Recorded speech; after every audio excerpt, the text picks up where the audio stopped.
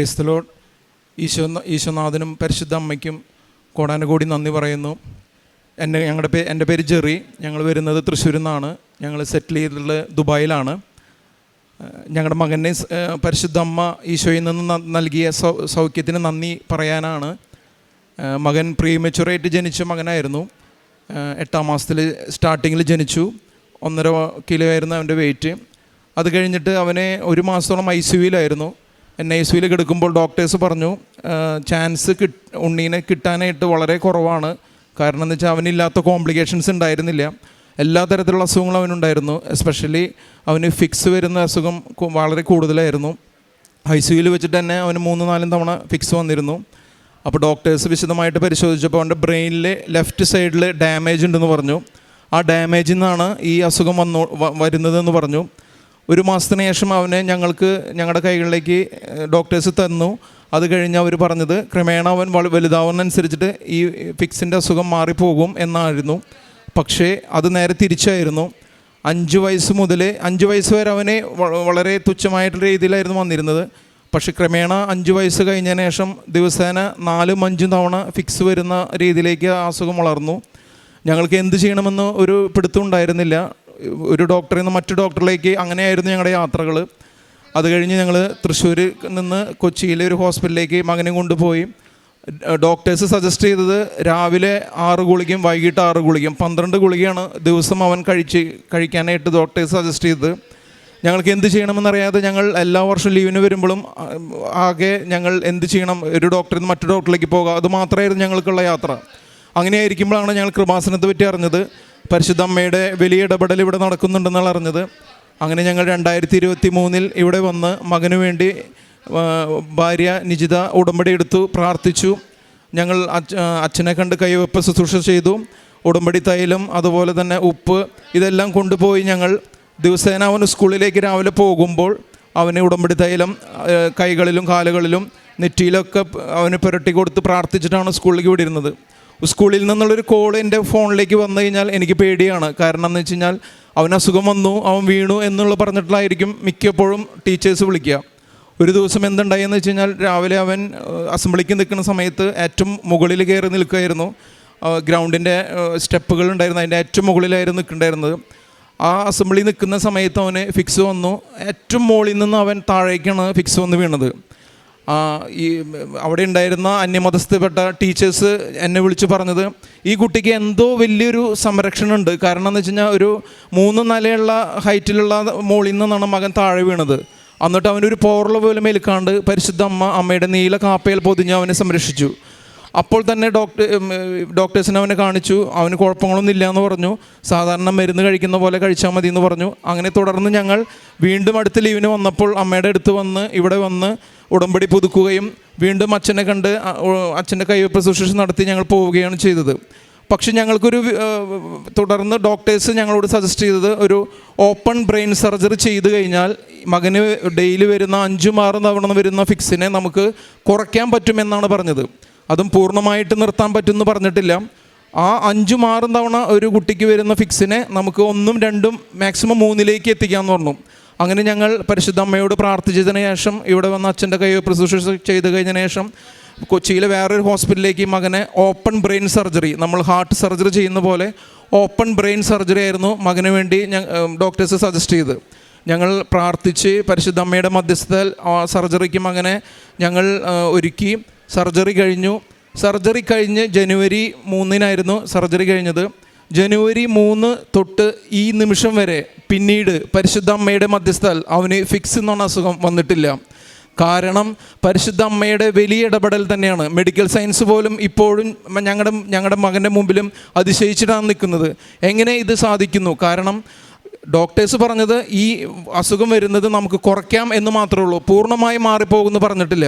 പക്ഷേ പരിശുദ്ധ അമ്മയുടെ മധ്യസ്ഥതയിലും അവന് നൽകിയ പ്രാർത്ഥനകളുടെ ആ സഹായത്താലും അമ്മ തിരുക്കുമാരനോട് പറഞ്ഞ് പൂർണ്ണമായും ആ അസുഖം ഇപ്പോൾ എൻ്റെ മകനിൽ നിന്ന് എടുത്തു മാറ്റി. ഈ സാക്ഷ്യം പറയാനാണ് ഞങ്ങൾ ഇപ്പോൾ ദുബായിൽ നിന്ന് ഇവിടെ വന്നിട്ടുള്ളത്. ഈ സാക്ഷ്യത്തിന് ഞങ്ങൾക്ക് അനുവദിച്ചു തന്ന കൃപാസന മാതാവിനും അതുപോലെ ഈശോ തമ്പുരാനും ഒരുപാട് കോടാനുകോടി നന്ദി പറയുന്നു. Praise the Lord. എല്ലാ ദിവസവും രാവിലെ 5:30 മാതാവിൻ്റെ പ്രത്യക്ഷീകരണ പ്രാർത്ഥനകൾ ചൊല്ലാറുണ്ട്. രാവിലെയും വൈകിട്ടും. പിന്നെ ഉടമ്പടി തൈലം എടുത്ത് നെറ്റത്ത് 3 കുരിശ് വരച്ച് വിശ്വാസ പ്രമാണം ചൊല്ലും. നെറ്റത്തും കയ്യിലൊക്കെ മോൻ്റെ രാവിലെയും വൈകിട്ടും വൈകുന്നേരം ഞങ്ങളത് ചെയ്യാറുണ്ട്. പിന്നെ കാരുണ്യ പ്രവർത്തികളായിട്ട് ചെയ്യുന്നത് അനാഥാലയത്തിൽ കാശ് കൊടുക്കാറുണ്ട്. അതുപോലെ തന്നെ 2 കുട്ടികൾക്ക് പഠിക്കാനുള്ള എല്ലാ സ്പോൺസറും ചെയ്ത് 2 കുട്ടികളെ സ്പോൺസർ ചെയ്ത് പഠിപ്പിക്കുന്നുണ്ട്. പിന്നെ കൃപാസന പത്രം ഞങ്ങൾ ദുബായിലാണ് കൊടുക്കാറ്. സെൻറ്റ് മേരീസ് ചർച്ചിൽ അവിടെ വരുന്ന ആൾക്കാർക്ക് ഞങ്ങൾ കൃപാസന പത്രം വിതരണം ചെയ്ത് കൊടുക്കാറുണ്ട്. ഇതാണ് കാരുണ്യ പ്രവൃത്തികളായിട്ട് ചെയ്യാറുള്ളത്. സങ്കീർത്തനങ്ങൾ 17, 7, 8 തിരുവചനങ്ങൾ. തൻ്റെ വലത് കൈയിൽ അഭയം തേടുന്നവരെ ശത്രുക്കളിൽ നിന്ന് കാത്തുകൊള്ളുന്ന രക്ഷക, അങ്ങയുടെ കാരുണ്യം വിസ്മയകരമായി പ്രദർശിപ്പിക്കണമേ. കണ്ണിൻ്റെ കൃഷ്ണമണി പോലെ എന്നെ കാത്തുകൊള്ളണമേ. അങ്ങയുടെ ചിറകിൻ്റെ നിഴലിൽ എന്നെ മറച്ചുകൊള്ളണമേ. നിജിത ജെറി എന്ന ഈ സഹോദരിയും ജീവിത പങ്കാളി ജെറിയും മകൻ്റെ അത്ഭുതകരമായ രോഗസൗഖ്യത്തെ പരിശുദ്ധ കൃപാസന മാതാവിൻ്റെ തിരുനടയിൽ സന്തോഷത്തോടെ സാക്ഷ്യപ്പെടുത്തുകയാണ്. സഹോദരൻ രോഗക്ലേശങ്ങളെല്ലാം നന്നായി നമ്മോട് പങ്കുവച്ചു. പ്രീമച്വർ ഡെലിവറിയിൽ തുടങ്ങിയ കുഞ്ഞിൻ്റെ സ്ഥിരമായ സുഖങ്ങൾ, പ്രീമച്വർ ഡെലിവറിയിൽ പോലും കുഞ്ഞിനെ കിട്ടില്ല എന്ന് പറഞ്ഞു തുടങ്ങിയ രോഗവിഷയങ്ങൾ, ഒരു ദിവസം 5, 6, 7 തവണ ഫിക്സ് വന്ന സിസർ വന്ന കുഞ്ഞിന് വല്ലാത്ത രോഗക്ലേശങ്ങളിലൂടെ കടന്നു പോകുന്ന സാഹചര്യങ്ങൾ, ഡോക്ടർമാരെ മാറി മാറി കാണിച്ചിട്ടും മരുന്നുകൾ ഒത്തിരി എടുത്തിട്ടും കുഞ്ഞിൻ്റെ ശരീരത്തിന് വണ്ണം കൂടിയതല്ലാതെ രോഗത്തിന് യാതൊരു കുറവുമുണ്ടായില്ല. രോഗം കൂടുതൽ ക്ലേശമായിക്കൊണ്ടിരുന്നത് മാതാപിതാക്കൾ 2 പേരും പ്രത്യേകമായി സൂചിപ്പിക്കുന്നുണ്ട്. അങ്ങനെയാണ് അമ്മയുടെ തിരുനടയിലേക്ക് കുടുംബം എത്തിച്ചേരുന്നത്. കുടുംബം എത്തുമ്പോൾ മറ്റെല്ലാ ആശ്രയങ്ങളും അവസാനിച്ചിട്ടാണ് എത്തുന്നത്. ഒരു വഴിയില്ല. അമ്മ മാതാവ് ആയിരക്കണക്കിന് മക്കൾക്ക് അനുദിനം നൽകുന്ന രോഗസൗഖ്യങ്ങളെയും ജീവിത വിഷയങ്ങൾക്ക് പരിഹാരവും കൊടുക്കുന്നതിൻ്റെ ആ സാക്ഷ്യങ്ങളും ആ പ്രത്യാശയുമാണ് ഈ മക്കളെ അമ്മയുടെ അരികിലേക്ക് കൊണ്ടുവരികയും പൂർണ്ണമായി അവരുടെ ജീവിതത്തെ, കുഞ്ഞിൻ്റെ ജീവിതത്തെ അമ്മയുടെ കരങ്ങളിലേക്ക് ഏൽപ്പിച്ചു കൊടുത്തുകൊണ്ട് ഉടമ്പടി ജീവിതത്തിലേക്ക് പ്രവേശിക്കുന്നത്. പ്രിയമുള്ളവരെ, ഉടമ്പടിയിൽ പ്രവേശിക്കുക എന്നതിൻ്റെ അർത്ഥം ജീവിതം ഉടച്ചു വാർക്കുവാൻ തീരുമാനിക്കുന്നു എന്ന് തന്നെയാണ്.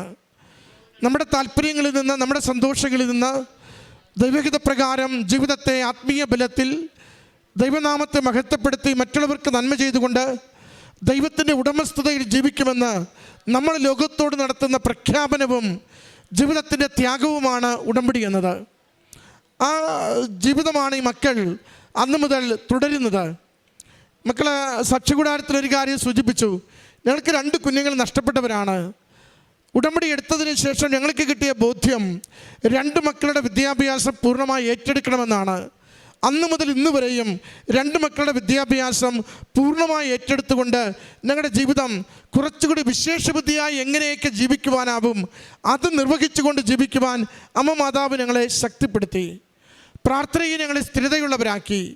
അമ്മയോട് ചേർന്നുകൊണ്ട് ഞങ്ങൾ ഓരോ തവണ ഞങ്ങളുടെ ജീവിതത്തിൻ്റെ ക്ലേശകാലങ്ങളിൽ, മകൻ്റെ രോഗക്ലേശങ്ങളിൽ മുന്നോട്ട് പോകുമ്പോഴും ഞങ്ങൾ നിരാശപ്പെടുകയല്ല, അമ്മയിൽ കൂടുതൽ ആശ്രയിക്കുകയാണ് ചെയ്തത്.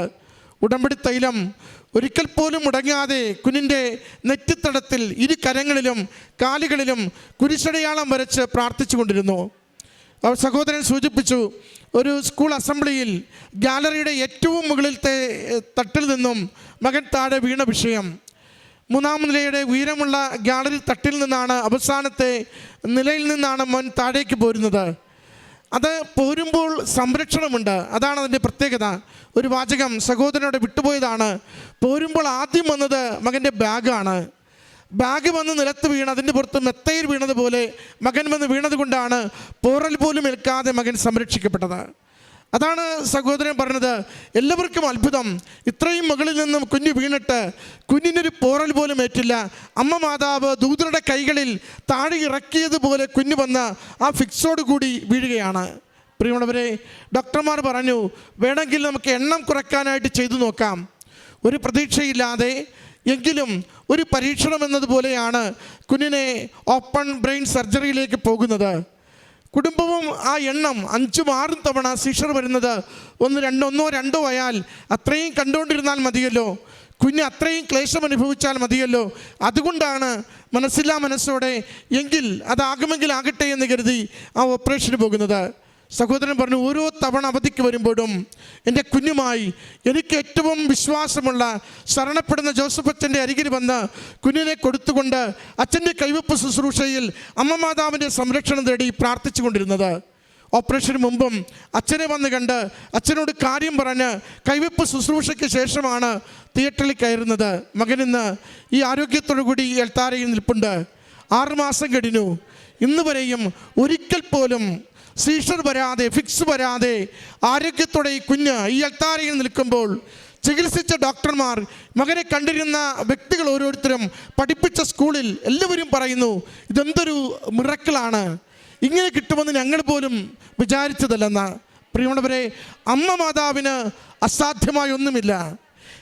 കണ്ണീരോടുകൂടി ഹൃദയം പൊടിഞ്ഞുകൊണ്ട് ജീവിതത്തെ കൊടുത്തു പ്രാർത്ഥിക്കുവാൻ തയ്യാറാണെങ്കിൽ നാം പറയുന്നത് പോലെ പറയുന്ന ജീവിതത്തിൻ്റെ മേഖലകളിൽ ഉറപ്പായി ഇറങ്ങി വന്നുകൊണ്ട് തിരുക്കുമാരനെ കൊണ്ട് വേണ്ടത് നേടിത്തന്നിട്ട് മാത്രമേ അമ്മ മാറി നിൽക്കുകയുള്ളൂ. അതുകൊണ്ട് ഉറച്ചു വിശ്വസിക്കണം, പ്രാർത്ഥിക്കുന്നത് അനുഗ്രഹമാകുമെന്ന്. സംശയമില്ലാതെ നിയോഗം അമ്മയുടെ കരങ്ങളിൽ കൊടുക്കണം. അമ്മ മാതാവ് ഇടപെടുമെന്ന്. ഇടപെടുന്ന അമ്മ മാതാവിൻ്റെ ശക്തിയേറിയ സംരക്ഷണം അത് നമുക്ക് ഈ കുടുംബത്തിന് വേണ്ടി കൊടുക്കുന്നതല്ല, ലോകത്തിന് കൊടുക്കുന്നതാണ്. ഈ ആലയത്തിൽ ജീവനോട് പ്രത്യക്ഷപ്പെട്ട അമ്മ ഈ പ്രത്യക്ഷീകരണം സഭ ഏറ്റെടുക്കുന്നതിന്, ലോകം അംഗീകരിക്കുന്നതിന് ആയിരങ്ങൾ അമ്മയുടെ തിരുനടയിലേക്ക് കൂപ്പകരവുമായി എത്തി ജീവിതം നവീകരിക്കുന്നതിന് വേണ്ടി, ലോക സുവിശേഷവൽക്കരണത്തിന് വേണ്ടി അമ്മ ഈ നാളുകളിൽ നടത്തിക്കൊണ്ടിരിക്കുന്ന അടയാളമാണിത്. അതുകൊണ്ട് ഈ കുടുംബത്തിന് ലഭിച്ച ഈ വലിയ രോഗസൗഖ്യത്തിന് അമ്മ മാതാവിനും തിരുക്കുമാരനും നന്ദി പറഞ്ഞുകൊണ്ട് കരങ്ങളടിച്ച് ഈ സാക്ഷ്യം സമർപ്പിക്കാം. അത്യപൂർവ ദൈവാനുഭവങ്ങൾ ഇനി നിങ്ങൾക്കും സ്വന്തം. ഈ യൂട്യൂബ് ചാനൽ ഇതുവരെ സബ്സ്ക്രൈബ് ചെയ്തിട്ടില്ലെങ്കിൽ ഇപ്പോൾ തന്നെ സബ്സ്ക്രൈബ് ചെയ്യുക. ഈ വീഡിയോ ഇപ്പോൾ തന്നെ നിങ്ങളുടെ സുഹൃത്തുക്കൾക്ക് ഷെയർ ചെയ്തുകൊണ്ട് കർത്താവിൻ്റെ പ്രേക്ഷിതരാകുക.